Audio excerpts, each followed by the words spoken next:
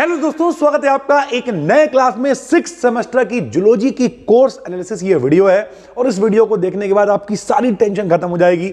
बहुत सारे लोग इंतजार कर रहे थे, जिन लोगों ने कोर्स में एनरोल कर रखा है, पहले तो उन सभी का धन्यवाद। बाकी भाई बहुत सारी चीजें कर रहे हैं तो थोड़ा सा समय लग रहा है, लेकिन कंटेंट आपको जबरदस्त मिलेगा, चाहे आपका पेपर ऑब्जेक्टिव हो चाहे डिस्क्रिप्टिव हो। अगर आप ये वीडियो YouTube पर देख रहे हो तो यहां पर पूरी ऑब्जेक्टिव सीरीज आपके लिए आएगी। चैनल को सब्सक्राइब करके रख लो। चलिए शुरू करते हैं भाई। ठीक, क्या आपको पढ़ना है? तो भैया देखो, 6th सेमेस्टर है तो सीधी सी बात है, 2 पेपर होंगे आपके और ये एक एनालिसिस है कि आपको क्या क्या पढ़ना है।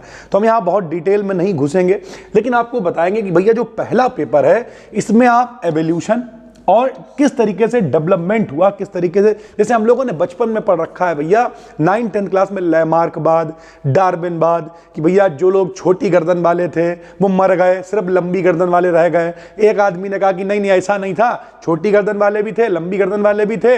और कुछ ने क्या कह दिया, उनने कहा भैया सबकी गर्दन छोटी थी, लेकिन उचक उचक के खाते रहे तो धीरे धीरे करके उनकी गर्दन भी लंबी हो गई, टांगे भी लंबी हो गई। ऐसे किसी ने कह दिया कि भैया पहले सांपों के टांगे होती थी, जब वो बिल में घुसता था दिक्कत होती तो धीरे धीरे करके टांगे गायब हो गई। अलग अलग तरीके की चीजें आई और यही सब एवोल्यूशन है। हम लोगों के पहले पूंछ हुआ करती थी, जरूरत नहीं, गायब हो गई।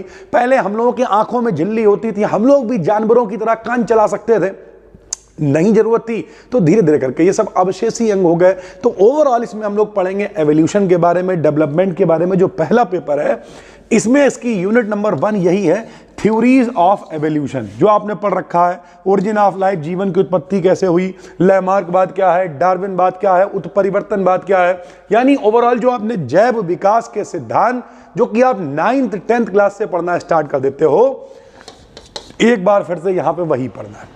कुछ लोग कहेंगे अबे 9th और फाइनल ईयर में कोई फर्क ही नहीं, कोई फर्क नहीं है, कॉन्सेप्ट सारा वही है, बस थोड़ा सा अच्छी तरीके से लिखेंगे, प्रेजेंट करके बात खत्म हो गई। तो पहले पेपर में पहली यूनिट है एवोल्यूशन से रिलेटेड। दूसरी क्या है, पॉपुलेशन जेनेटिक्स, यानी जो जनसंख्या से रिलेटेड आनुवांशिकी है वो किस तरीके से आगे बढ़ती है। तो इसमें एलील क्या है, ये सब आपने सुना होगा, एलील क्या है, जीनोटाइप क्या है, फिनोटाइप क्या है, युग्म विकल्पी क्या है, सब सुन रखे हैं ना। ये सारी वही चीजें हैं जो आपने 10th क्लास में पढ़ी हुई हैं। फिर विकास के प्रत्यक्ष प्रमाण, जिसका नाम है direct evidences of evolution. Evolution किस तरीके से हुआ, तो इसमें हम लोग फोजाइल यानी जीवाश्म के बारे में पढ़ेंगे। जीवाश्म क्या, जो पहले जिंदा थे, खुदाई उदाई करी, जिसे हम लोग क्या कहते हैं, डेटिंग कहते हैं। कोई पेड़ कितना पुराना, उसे किससे पता करते थे, रेडियो कार्बन डेटिंग से। तो डेटिंग से पता कर लिया कि हड्डी कितनी पुरानी है, इसकी खोपड़ी मिल गई वो कितनी पुरानी है। तो किस तरीके से हम लोग एविडेंसेस ढूंढते हैं कि एवोल्यूशन किस तरीके से हुआ, कि पुराना कोई ढांचा मिल गया, उसमें देखा क्या था, नया वाला जो इंसान उसमें तुलना कर रहे हैं कि क्या फर्क आया है। तो ये सब भी आपको पढ़ने को मिलेगा, विकास के प्रत्यक्ष प्रमाण यानी डायरेक्ट एविडेंसेस ऑफ एवोल्यूशन। फिर स्पेसीज का कॉन्सेप्ट क्या है, यानी जो प्रजातियां हैं वो उनकी जरूरत क्या पड़ी, किस तरीके से चीजें विलुप्त हो गई। ये देखो, एक्सटिंक्शन का मतलब क्या होता है, विलुप्ति, तो किस तरीके से चीजें गायब हो गई। बायोलॉजिकल स्पेसीज कॉन्सेप्ट क्या है, एडवांटेजेस क्या है, लिमिटेशंस क्या है। ओवरऑल बात करें तो क्या क्या चीजें गायब हुई, क्या क्या चीजें आई, कौन सी स्पेसीज किस तरीके से होता है, ये सब भी आपको इसमें पढ़ने को मिलेगा। फिर युग्मक निर्माण कैसे होता है, यानी फर्टिलाइजेशन कैसे होगा, बच्चा वगैरह कैसा बनना शुरू हुआ, ये सारी चीजें आपको पढ़ने को मिलेंगी। भ्रूण का विकास, युग्मक निर्माण, ये सारी चीजें वही, अर्ली डेवलपमेंट कैसे होता है, ये सब वही है भाई। ठीक, फिर डेवलपमेंट जीन के बारे में आपको पढ़ने को मिलेगा, जिसका मतलब विकासात्मक जीन। इसका मतलब क्या है कि जीन क्या है, उनका डेवलपमेंट क्या है, ठीक है, जो इनके मॉलिक्यूल्स बेसिक्स होते हैं वो क्या होते हैं, किस तरीके से बनती हैं, अलग अलग तरीके का जो जीन है उनकी अभिव्यक्ति कैसे करी जाती है, किसी जीन में अगर परिवर्तन हो जाएगा तो क्या कोई रोग हो सकता है, किसी जीन में गड़बड़ी से क्या कोई रोग हो सकता है। ये सारी चीजें यानी जीन से रिलेटेड आपको यहाँ पर पढ़ने को मिलेगा। फिर हम लोग आ गए, हम लोग का मतलब मैमल्स हैं, हम लोग मैमल्स में ही आते हैं भाई। ठीक है, तो जो भी कशेरुकी प्राणी हैं, वर्ड्स हैं, सबका डेवलपमेंट कैसे हुआ, इनमें प्लेसेंटा यानी गर्भाशय वगैरह कैसा होता है। प्लेसेंटा समझते हो, जब बच्चा बनता है तो बच्चे को खाना पानी सब क्या मिलना चाहिए, क्या नहीं मिलना चाहिए, ये सब प्लेसेंटा डिसाइड करता है भाई। ठीक, तो प्लेसेंटा क्या है, किस तरीके से इनका डेवलपमेंट हुआ, ये सब पढ़ने को मिलेगा। स्टेम कोशिकाएं क्या हैं, ये सब पढ़ने को मिलेगा। और विकास की जो अंतिम प्रक्रिया है, लेट डेवलपमेंट है, वो कैसे, कि दिमाग कैसे डेवलप हुआ, ठीक है, आंखें कैसे डेवलप हुई चीक वगैरह में, तो ये सारी एजिंग वगैरह क्या है, ये सब आपको फर्स्ट पेपर में पढ़ने को मिलेगा। अगर हम शॉर्ट में आपसे कहें तो भाई पूरा जो एवोल्यूशन है एवोल्यूशन का जो प्रोसेस है, डेवलपमेंट है, वो किस तरीके से हुआ है, उनके बहुत सारे कॉन्सेप्ट हैं। उसमें कोशिकाओं का भी रोल आएगा, उसमें हर चीज़ का रोल आएगा भाई, ठीक। उसमें किस तरीके से ब्रेन डेवलप हो रहा है, आई डेवलप हो रही है, सब आएगा। लेकिन ओवरऑल ये पूरा जो इंतजाम है भैया डेवलपमेंट और एवोल्यूशन का, ये आपको फर्स्ट पेपर में पढ़ना है। अब इसमें कौन कौन सी चीज़ें डिस्क्रिप्टिव में आ सकती हैं, तो भैया कुछ यूनिट्स हैं जिन पे हमने मोस्ट इंपॉर्टेंट लिखा, जैसे जनसंख्या अनुवांशिकी, पॉपुलेशन जेनेटिक्स, इससे क्वेश्चन आता ही आता है, मोस्ट इंपॉर्टेंट है, आपको कराएंगे। उसके बाद यूनिट नंबर 8, विकास की जो अंतिम प्रक्रियाएं हैं, ये वाली बहुत इंपॉर्टेंट यूनिट है। तो ये 2-3 यूनिट हैं जो काफी इंपॉर्टेंट है, बाकी तो हम लोगों को पढ़ना, पहली यूनिट भी इंपॉर्टेंट है भाई, ठीक। फिर जो पेपर 2 है, इसमें क्या पढ़ना, इकोलॉजी, इथोलॉजी, इन्वायरमेंटल साइंस से रिलेटेड है, वाइल्ड लाइफ क्या है, ये वाला पेपर तो और आसान है। देखो भाई, हम बार बार कह रहे हैं कठिन नहीं है, बस आपको समझना पड़ेगा कैसे आसान है।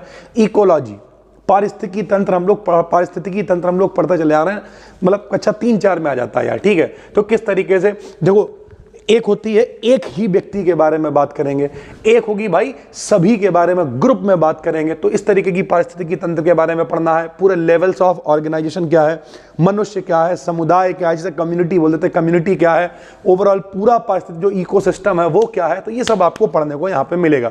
दूसरी यूनिट इसकी बहुत इंपॉर्टेंट है, ऑर्गेनाइजेशंस ऑफ इकोसिस्टम। जैसे मान लिया तालाब का पारिस्थितिकी तंत्र हम लोग पढ़ा करते थे, तो वो सब आपको यहाँ पे पढ़ने को मिलेगा। पॉपुलेशन डेंसिटी क्या है, ग्रोथ क्या है, एक्सपोनेंशियल कर्व क्या है, फूड चेन क्या, खाद्य श्रृंखला, खाद्य जाल, सब आपने पढ़ा हुआ ना, ये सारी वही चीजें हैं भाई, ठीक। फिर कम्युनिटी इकोलॉजी, वही है इकोलॉजी का मतलब ओवरऑल ये वाला जो पेपर है ये पारिस्थितिकी तंत्र से रिलेटेड ही है। किस तरीके से इकोलॉजिकल सक्सेशन होगा, सक्सेशन का मतलब समझते हो क्या, प्रगति कैसे होगी, कैसे बढ़ता जाएगा आगे की तरफ। डोमिनेंस, कौन किसे डोमिनेट करेगा, डोमिनेंस करेगा कि भैया ये वाला ज्यादा प्रभावी है, ये वाला कम प्रभावी है, ये इसे खा गया, पता चला खत्म कर दिया। तो इस तरीके की चीजें। पर्यावरणीय इन्वायरमेंटल जो संकट आते हैं, ठीक, कैसे संकट हो सकते हैं, तो जलवायु परिवर्तन हो सकता है, क्लाइमेट चेंज हो गया, ग्रीन हाउस इफेक्ट हो सकता है, ओजोन लेयर से रिलेटेड चीजें हो गई, अम्लीय वर्षा, एसिड रेन वगैरह, ये सब आपने 10th क्लास में पढ़ा है, ये यहां भी पढ़ना है।